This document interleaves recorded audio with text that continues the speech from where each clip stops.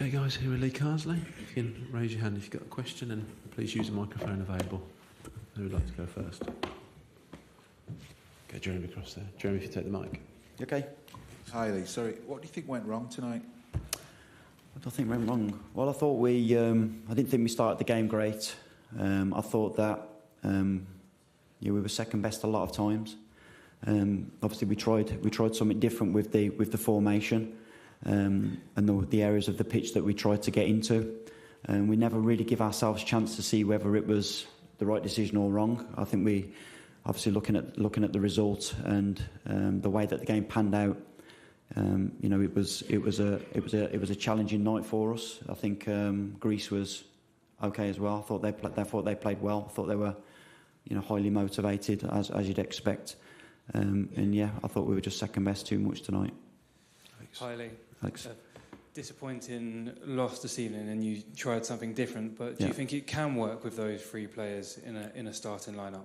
I think with the players that we've got, I think we've got to be courageous at times with our systems and be creative. I think it's I could have quite easily have gone. We've recognised 9. We had 2 on the bench, but I thought it was important to try something different. I think at this stage as well, coming off the last 2 games, I never at any point thought that I've got it cracked. It was a case of let's try something different. And I'm happy to take blame for that. It was totally my idea. I thought about it long and hard in terms of how it might look, how we might build, how it might feel. It's something that I think it's something that we've, like I say, it probably didn't come off tonight. Well, it definitely didn't. But I don't think we should roll out. Having that opportunity to try something different. Okay, you go Dan Kilpatrick, and then we go. Thanks, Max. Hi, Lee. Well, what was the thinking behind playing Bellingham as a false 9, and were you tempted to kind of bring on an extra midfielder in the second half when perhaps it looked like it wasn't working? Yeah, so Jude's got a lot of attributes of a 9 and a 10. He makes some great runs, and we thought that we could have different options in them wide areas as well in terms of running forward. So it was something that I thought about long and hard, and another chance to get Phil in the 10 as well. I think one of the challenges that we've probably got 3 or 4 number 10s that are very capable of playing there. So it was a case of trying to be a little bit creative with what we did. Highly, it's just obviously there's a lot of focus on the formation, but it was interesting what you said there about never giving it a chance. So do you feel it was something else that just caused the issues on the night, and if so, can you elaborate? No, I think it's a case of trying something different. The expectancy is that we just pick a team that beat Greece comfortably at Wembley. You got to take into consideration the opposition are highly motivated and trying to stop you. So I think it's, like I say, I don't think it's something that you should rule out. At times we have to be creative, especially with the players that we've got. But yeah, there was obviously a lot of challenges tonight. Could go this side to Jonathan Northcroft. Hi, Lee. Given that you gave yourselves a chance, you got back into the game. Yeah. I mean, what can you say about losing a goal in stoppage time? Then is that a mentality thing, or bad defending, or yeah? I thought all of the goals were poor. Even our goal in terms of the mistakes. I mean, Jude was a great finish by Jude, but you look at our goals and the manner in which we concede is disappointing because we know the quality that we've got. You expect better, but like I say, I thought that too often tonight we were second best. We spoke in there about setbacks and how you respond to that, and it'd be a good test for us now going over to Finland, and a game I'm really looking forward to. Okay, Mike and Henry. Bukayo Saka, was that an injury? Was that an injury rather than precaution? Yeah, and yeah. Is he, what would you? He's been assessed, but yeah, he obviously in the build up to the goal, the first goal, I think you could see he'd felt something in his leg. Is having that amount of talent, attacking players, does it show how difficult it is a night like this to get everybody all on the pitch at the same time? Yeah, I think it was a case of I won't say experiments. It was a case of looking at something different. I think with the players that we've got, that is that challenge. That is the challenge to try and find a way to get our most attacking players on the pitch. And obviously you can't forget the other end as well in terms of how important that is and some of the gaps and chances that we're going to afford the opposition if we do go down that route. But I thought yeah, we've tried something and it's not quite come off. Lee, hi. Did you explain your thinking to Ollie and Dom? And if so, how did they react? Thank you. In terms of what? Well, the fact that they were both centre forwards and you were playing with a false nine. Oh, sorry, yeah. I spoke to Ollie. Yeah, spoke to them both. I spoke to Ollie and just explained that I was going to try something different.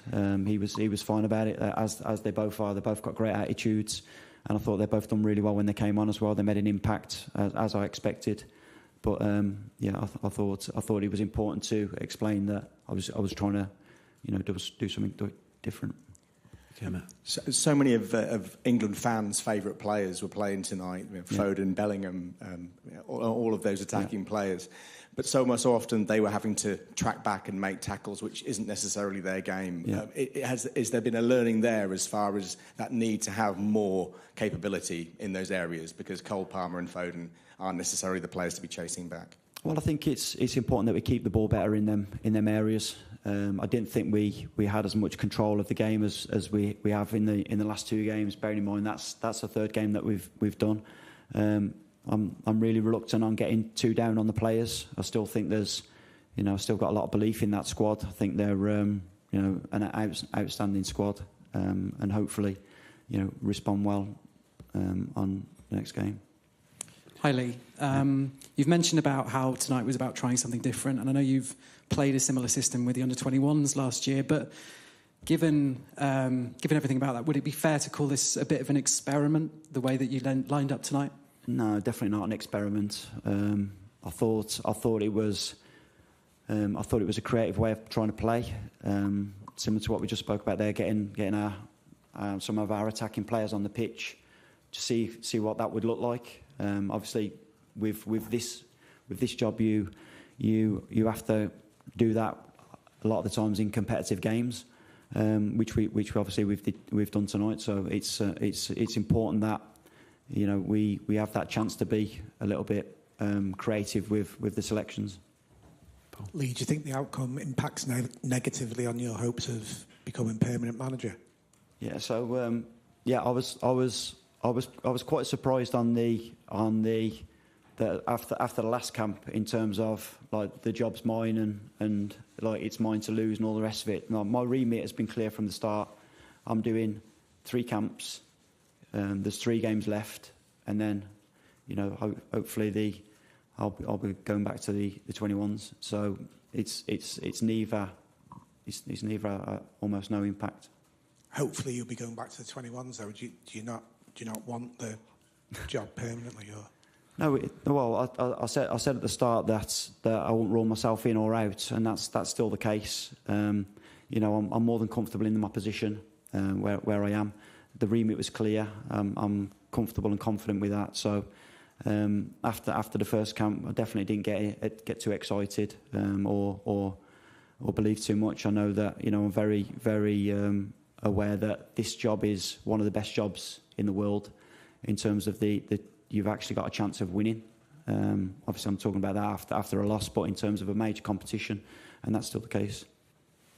Lee, with Finland in mind, what's the situation with Jack Grealish and Harry Kane, and are you looking to change things again for that match? Yeah, so we'll assess them too tomorrow. There's obviously we'll train in the morning, and hopefully Jack and Harry will take part in that session.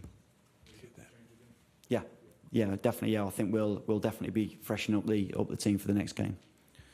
English players are more famous than the Greek. Did you felt that tonight you underestimated Greece, that you took victory for granted? No, definitely not. I thought we definitely done our preparation on the Greece team.